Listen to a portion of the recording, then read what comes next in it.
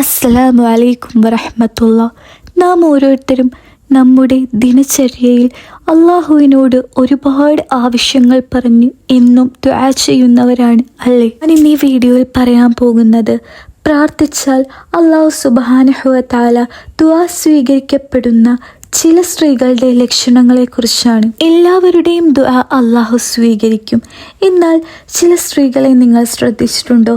അവരുടെ ദിനചര്യയിലും ഇബാദത്തിലും മറ്റു പല കാര്യങ്ങളിലുമൊക്കെയും ജീവിതശൈലികളിലും എല്ലാത്തിലും ഇവർ പ്രത്യേകിച്ച് മികച്ച രീതിയിൽ നിൽക്കുന്നവരായിരിക്കും.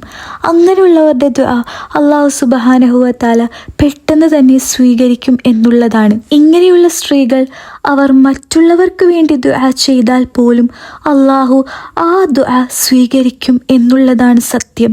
ഇങ്ങനെയുള്ള സ്ത്രീകൾ ഒരു പക്ഷേ നമ്മുടെ വീട്ടിലും ഉണ്ടായേക്കാം.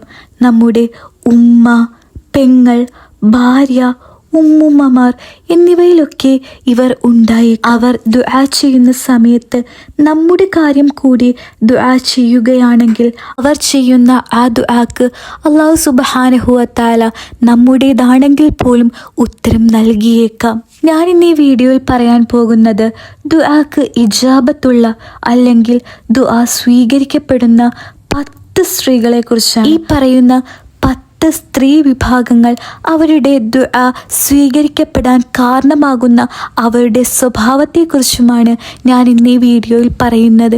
നിങ്ങൾ ഇത് ശ്രദ്ധയോടെ കേട്ട് മനസ്സിലാക്കുക. ഇതിൽ ഒന്നാമത്തെ വിഭാഗം എന്നാൽ കലർപ്പില്ലാതെ ഹാലിസായി പ്രാർത്ഥിക്കുന്ന സ്ത്രീകളാണ്. എന്ന് പറഞ്ഞാൽ പാതിരാത്രി സമയത്തെണീറ്റ് തഹജ്ജുദ് പോലുള്ള നമസ്കാരങ്ങൾ നിസ്കരിച്ച് തൻ്റെ ആവശ്യങ്ങൾ അല്ലാഹു സുബ്ഹാനഹു വ തആലയോട് കരഞ്ഞു ദുആ ചെയ്യുന്ന സ്ത്രീകളെ കുറിച്ചാണ് ആദ്യം ഇതിൽ പരാമർശിക്കുന്നത്. പാതിരാത്രി എല്ലാവരും ഉറങ്ങുന്ന സമയത്ത് പോലും തഹജ്ജുദിന് വേണ്ടി സമയം മാറ്റിവെച്ച് അലാറമടിച്ച് അത് കേട്ട് ഉണർന്ന് എണീറ്റ് ദുആ ചെയ്യുന്ന, അല്ലാഹു സുബ്ഹാനഹു വ തആലയോട് തൻ്റെ കണ്ണീര് കൊണ്ട് ദുആ ചെയ്യുന്ന, തൻ്റെ ആവശ്യങ്ങൾ പറഞ്ഞു ദുആ ചെയ്യുന്ന ഇങ്ങനെയുള്ളവർക്ക് അള്ളാഹുവിൻ്റെ റഹ്മത്തും ബർക്കത്തും എപ്പോഴും ഉണ്ടാവും. അതുകൂടാതെ അവർ എന്ത് ചെയ്താലും അള്ളാഹു അത് സ്വീകരിച്ച് അതിന് ഉത്തരം നൽകുകയും ചെയ്യും. ഒരു പക്ഷേ നിങ്ങളുടെ വീട്ടിൽ അങ്ങനെയുള്ളവർ ഉണ്ടോ? ഒന്ന് ചിന്തിച്ചു നോക്കൂ. നമ്മുടെ ഉമ്മയോ സഹോദരിയോ ഭാര്യയോ ഇങ്ങനെ പാതിരാത്രി സമയത്തെണീറ്റ് അള്ളാഹുവിനു വേണ്ടി 2 റക്അത്ത് തഹജ്ജുദ് നമസ്കാരം നിസ്കരിച്ച് നിസ്കാരപ്പായിൽ ഇരുന്ന് കരയുന്നവർ നിങ്ങളുടെ വീട്ടിൽ ഉണ്ടോ? എങ്കിൽ നിങ്ങളുടെ വീടിന് ഈ സ്ത്രീ ഐശ്വര്യമാണ്, അനുഗ്രഹമാണ്. എന്താണ് ഈ ഹാലിസായ ദുആ? നിങ്ങൾക്കറിയാമോ? മറ്റുള്ളവർ കാണാൻ വേണ്ടി ചെയ്യുന്നതല്ല, മറിച്ച് ആത്മാർത്ഥമായി അള്ളാഹുവിൽ തൻ്റെ വേദനകൾ, വിഷമങ്ങൾ എന്നിവ സമർപ്പിക്കുന്നവരാണ്. കളങ്കമില്ലാത്ത സ്ത്രീ മനസ്സുകളാണ് ഇവർ. അള്ളാഹുവിനോട് സംസാരിക്കാൻ പാതിരാത്രി സമയം കണ്ടെത്തുന്നവരാണ്. അവരുടെ ഉറക്കം പോലും നഷ്ടപ്പെടുത്തുന്നവർ. ഒരു പക്ഷേ ഇവർ രാത്രി എണീറ്റ് തഹജ്ജുദ് നിസ്കരിക്കാൻ തുടങ്ങിയിട്ട് വർഷങ്ങളായിട്ടുണ്ടാവും. എന്നാൽ ആരും അറിഞ്ഞിട്ടുണ്ടാവില്ല എന്നത് മാത്രം. കൂടെ കിടക്കുന്ന ഭർത്താവ് പോലും ഒരു പക്ഷേ ഈ നിസ്കാരം നിസ്കരിക്കുന്നത് അറിഞ്ഞിട്ടുണ്ടാവില്ല.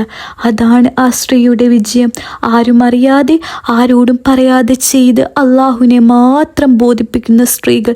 ഇങ്ങനെയുള്ള സ്ത്രീകൾ നിങ്ങളുടെ വീട്ടിന് അനുഗ്രഹമാണ്. രണ്ടാമത്തെ വിഭാഗം ആരെന്നാൽ പ്രാർത്ഥിക്കുന്ന സമയത്ത് ആ പ്രാർത്ഥനയ്ക്ക് അതിൻ്റെതായ മൂല്യം കൊടുക്കുന്ന സ്ത്രീകളാണ്. ചില സ്ത്രീകളെ നിങ്ങൾ ശ്രദ്ധിച്ചിട്ടുണ്ടോ? ദുആ ചെയ്യുന്ന സമയത്ത് പോലും മുസല്ലയിൽ ഇരുന്ന് കൂടെയിരിക്കുന്നവരോട് സംസാരിക്കുന്ന വ്യക്തികൾ, ഫോണിൽ നോക്കുന്ന വ്യക്തികൾ, മറ്റുള്ള ചിന്തകൾ ചിന്തിച്ചു കൊണ്ടിരിക്കുന്ന വ്യക്തികളാവാം. എന്നാൽ ഇങ്ങനെയുള്ള സ്ത്രീകളിൽ നിന്നും വിപരീതമായി ഈ സ്ത്രീകൾ മുസല്ലയിൽ ഇരുന്ന് നിരന്തരം ദുആയാണ്. അള്ളാഹുവുമായി ഹൃദയം തുറന്ന് സംസാരിക്കുന്നവരാണ്. പ്രാർത്ഥിക്കുമ്പോൾ മറ്റുള്ളതെല്ലാം മറന്ന് അള്ളാഹുവിനോട് മാത്രം ഏറെ അടുത്ത് ഹൃദയം തുറക്കുന്നവർ. മഗ്‌രിബ് മുതൽ ഇശാ വരെ ഇവർ പ്രാർത്ഥനയിലാണ്, നീണ്ടു നിൽക്കുന്ന പ്രാർത്ഥനയിലാണ്. ഇങ്ങനെയുള്ളൊരു സ്ത്രീയാണ് നിങ്ങൾ എങ്കിൽ ദുആ ചെയ്യുന്ന സമയത്ത് ആ ദുആക്കും റബ്ബിനും ഇടയിൽ നിങ്ങൾ മാത്രമുള്ള ആ നേരത്ത് അതിൻ്റെ മൂല്യം കൽപ്പിക്കുന്ന ഒരു വ്യക്തിയാണ് അങ്ങനെയാണ് നിങ്ങളെങ്കിൽ അള്ളാഹു നിങ്ങളുടെ ദുആ സ്വീകരിക്കുക തന്നെ ചെയ്യും. ഇതിൽ മൂന്നാമത്തെ വിഭാഗം ഏതെന്നാൽ പ്രാർത്ഥിക്കുന്ന പ്രാർത്ഥനയ്ക്ക് ഉത്തരം വൈകിപ്പോയാൽ അതിൻ്റെ മേൽ ക്ഷമിക്കുന്ന സ്ത്രീയാണ്. കടം വീടാനുള്ള പ്രാർത്ഥന എവിടെന്നൊക്കെ പഠിച്ചു. അത് 5 ദിവസം തുടർച്ചയായി ഓതി. 5 ദിവസം ഞാൻ ദുആ ചെയ്തല്ലോ, എൻ്റെ 10 ലക്ഷത്തിൻ്റെ കടം ഇനിയും വീടിയില്ലല്ലോ എന്ന് ആവലാതിപ്പെടുന്നവരല്ല, മറിച്ച് 10 അല്ല 1 കോടി കടമുണ്ടെങ്കിൽ അള്ളാഹു സുബ്ഹാനഹു വ തആല അവരുടെ ദുആക്ക് ഉത്തരം വൈകിപ്പിച്ചാലും ക്ഷമിച്ചുകൊണ്ട് വീണ്ടും ദുആ ചെയ്യുന്നവരാണ് ഈ സ്ത്രീകൾ. ധൃതി കാണിക്കുന്നവർക്ക് ഒരുപക്ഷെ ഉത്തരം നൽകണമെന്നില്ല, മറിച്ച് ധൃതിയില്ലാതെ സമാധാനത്തോടുകൂടി സബ്രോടുകൂടി നമ്മൾ വീണ്ടും ദുആ ചെയ്യുന്നവരാണെങ്കിൽ അതിന് പ്രാർത്ഥനയ്ക്ക് ഉത്തരം ലഭിക്കുക തന്നെ ചെയ്യും. ഇങ്ങനെയുള്ള സഹോദരിമാർ അവർ എപ്പോഴും ദുആ ചെയ്തുകൊണ്ടേയിരിക്കും. ഒരു അണുമണി തൂക്കം പോലും അള്ളാഹുവിനോടുള്ള പ്രതീക്ഷ കളയാതെ അവർ നിരന്തരം ദുആ ചെയ്തുകൊണ്ടേയിരിക്കും. ഇതിൽ 4ാമത്തെ വിഭാഗം ആരെന്നാൽ ഹറാം പൂർണ്ണമായി ഒഴിവാക്കുന്ന സ്ത്രീകളാണ്. പലിശ എന്നത് നമുക്ക് ഹറാമാണ്. അതിൽ നിന്നും ഒഴിവാകുന്ന സ്ത്രീകളെ നിങ്ങൾ കണ്ടിട്ടില്ലേ? അതുപോലെ ഒരു 10 രൂപ നമുക്കെവിടെന്നെങ്കിലും കളഞ്ഞു കിട്ടിയാൽ പോലും ഇങ്ങനെയുള്ളവർ അത് ഹറാമാണല്ലോ എന്ന് ചിന്തിച്ച് എടുക്കാതിരിക്കും. തൻ്റെ ഭർത്താവിൻ്റെയും മക്കളുടെയൊക്കെ പോക്കറ്റിൽ നിന്നും പൈസ എടുക്കാമെങ്കിൽ പോലും ഇങ്ങനെയുള്ള സ്ത്രീകൾ അതിന് മുതിരുകയില്ല. താൻ ചെയ്യുന്ന ദുആ പോലും അള്ളാഹു തട്ടിത്തെറിപ്പിച്ചേക്കാം എന്നുള്ള ഒരു ഭയത്തിൻ്റെ പുറത്താണ് ഇങ്ങനെയുള്ള സ്ത്രീകൾ അതിലേക്ക് കടക്കാത്തത്. ഒരു ഭക്ഷണം പുറത്തുനിന്ന് കൊണ്ടുവന്നു കഴിഞ്ഞാൽ അത് ഹലാലാണോ ഹറാമാണോ എന്ന് ഉറപ്പുവരുത്തിയതിന് ശേഷം മാത്രം കഴിക്കുന്ന ചില സ്ത്രീകളെ നമ്മൾ കണ്ടിട്ടില്ലേ? അങ്ങനെയുള്ള ഉമ്മമാരോ സഹോദരിമാരോ നമ്മുടെ വീട്ടിലുണ്ടെങ്കിൽ അവരുടെ ദുആക്ക് ഇജാബത്തുണ്ട്. ഇതിൽ 5ാമത്തെ വിഭാഗം സ്ത്രീ ആരെന്നാൽ ഇസ്തിഗ്ഫാറുകൾ വർദ്ധിപ്പിക്കുന്ന സ്ത്രീകളാണ്. ഇതിന് വലിയ പ്രധാനമുണ്ട്. ഇസ്ലാമിൽ ഇസ്തിഗ്ഫാറിന് വളരെ അധികം പ്രധാനമുണ്ട്. അസ്തഗ്ഫിറുല്ലാഹൽ അലീം എന്ന് നിരന്തരമായി പറഞ്ഞുകൊണ്ടിരിക്കുന്ന സ്ത്രീകളെ നമ്മൾ കണ്ടിട്ടില്ലേ? അവർ ചെയ്ത തെറ്റുകൾ അത് ചെറുതായിക്കോട്ടെ വലുതായിക്കോട്ടെ അസ്തഗ്ഫിറുല്ലാഹൽ അലീം എന്ന് നിരന്തരമായി പറഞ്ഞുകൊണ്ടിരിക്കുന്ന ഉമ്മമാരുണ്ടല്ലോ, സഹോദരിമാരുണ്ടല്ലോ, അവർ എല്ലാവരും ദുആക്ക് ഇജാബത്തുള്ള സ്ത്രീകളാണ്. 6ാമത്തെ വിഭാഗം ആരെന്നാൽ ഉത്തരം കിട്ടുന്ന സമയത്ത് പ്രാർത്ഥിക്കുന്നവരാണ്. ഉദാഹരണത്തിന് ലൈലത്തുൽ ഖദർ, റമളാൻ ഇങ്ങനെയുള്ള രാത്രികളിൽ പ്രത്യേകിച്ച് ദുആക്ക് ഇജാബത്തുണ്ടാകുന്ന സമയങ്ങളിൽ ദുആ ചെയ്യുന്ന സ്ത്രീകളുണ്ടല്ലോ, അവരുടെ ദുആക്ക് ഉത്തരം പെട്ടെന്ന് ലഭിക്കുന്നതാണ്. ഇങ്ങനെയുള്ള സ്ത്രീകൾ അവർ പാതിരാത്രി സമയത്ത് എണീറ്റ് തഹജ്ജുദ് നമസ്കരിക്കുന്നവരായിരിക്കും.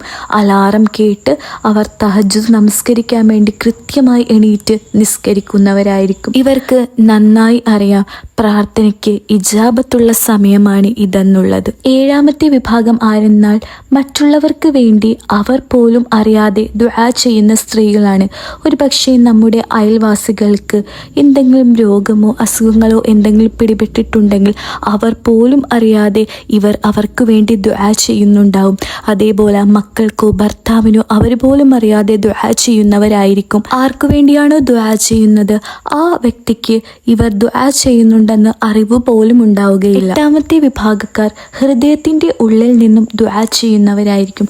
ഒരു അസുഖം വന്നു കഴിഞ്ഞാൽ ആരോടും പരാതിപ്പെടാതെ മുസല്ലയെടുത്ത് അള്ളാഹുവിൻ്റെ മുമ്പിൽ പോയിട്ട് ദുആ ചെയ്യുന്നവരായിരിക്കും ഇങ്ങനെയുള്ളവർ. അവർ എല്ലാം അള്ളാഹുവിലേക്ക് അർപ്പിക്കുന്നവരായിരിക്കും. കാരണം അള്ളാഹു മാത്രമാണ് അവർക്ക് ഏക ആശ്വാസം. 9ാമത്തെ ആളുകൾ ആരെന്നാൽ പാപങ്ങൾ കുറച്ചു ചെയ്യുന്നവരാണ്. ഇവർ ആരെയും കുറ്റം പറയുന്നില്ല, തെറി പറയുന്നില്ല. നിസ്കാര സമയത്ത് നിസ്കാരം ഖളാ ആക്കാതെ നമസ്കരിക്കുന്നവരാണ്. നോമ്പുകൾ ഖളാ ആക്കാതെ അത് പൂർണ്ണമായി പിടിക്കുന്നവരായിരിക്കും.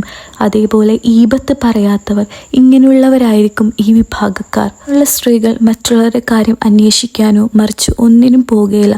അവരുടെ ചുണ്ടുകൾ എപ്പോഴും ദിക്റും സ്വലാത്തുകളും വർദ്ധിപ്പിച്ചുകൊണ്ടേയിരിക്കും. നാം പല വേദികളും സദസ്സുകളിലും വീടുകളിലും കണ്ടിട്ടില്ലേ? ഒരുപാട് ഉമ്മമാർ അവരുടെ കയ്യിൽ എപ്പോഴും ദിക്ർ ചെല്ലുന്ന തസ്ബികളും ഡിജിറ്റൽ കൗണ്ടറുകളുമായിരിക്കും. ഇങ്ങനെയുള്ളവർ അവരുടെ ഭൗതികമായ ജീവിതം മാറ്റിവെച്ച് പാരിത്രികമായ ജീവിതത്തിലേക്ക് മാത്രം മുൻതൂക്കം കൊടുക്കുന്നവരായിരിക്കും. 10ാമത്തെ വിഭാഗം ആരെന്നാൽ ദുആ കണ്ടിന്യൂസ് ആയിട്ട് ചെയ്യുന്നവരായിരിക്കും.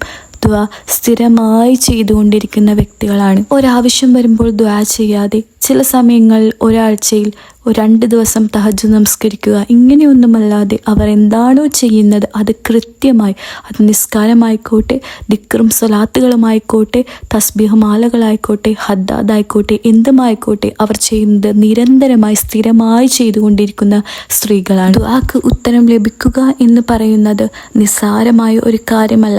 നമ്മൾ എന്ത് ചെയ്യുമ്പോഴും അള്ളാഹുവിനെ മുൻനിർത്തി ദുആ ചെയ്യുക, നമ്മൾ സ്ഥിരമായി ചെയ്യുക, നമ്മുടെ ആവശ്യങ്ങൾ അവൻ്റെ മുമ്പിൽ പരമേൽപ്പിച്ചുകൊണ്ട് ചെയ്യുക. അള്ളാഹു നമ്മളെയും എല്ലാവരെയും കാത്തുരക്ഷിക്കുമാറാവട്ടെ. നമ്മൾ ചെയ്യുന്ന നിസ്സാരമായ ഒരു ചെറിയ ദുആ പോലും അള്ളാഹുവിൻ്റെ അടുക്കൽ ചെന്ന് അർശിൻ്റെ തണലിലേക്ക് എത്തി അതിൽ നമുക്ക് ഉത്തരം ലഭിക്കുമാറാവട്ടെ. ആമീൻ. അസ്സലാമു അലൈക്കും വറഹ്മത്തുള്ളാഹി.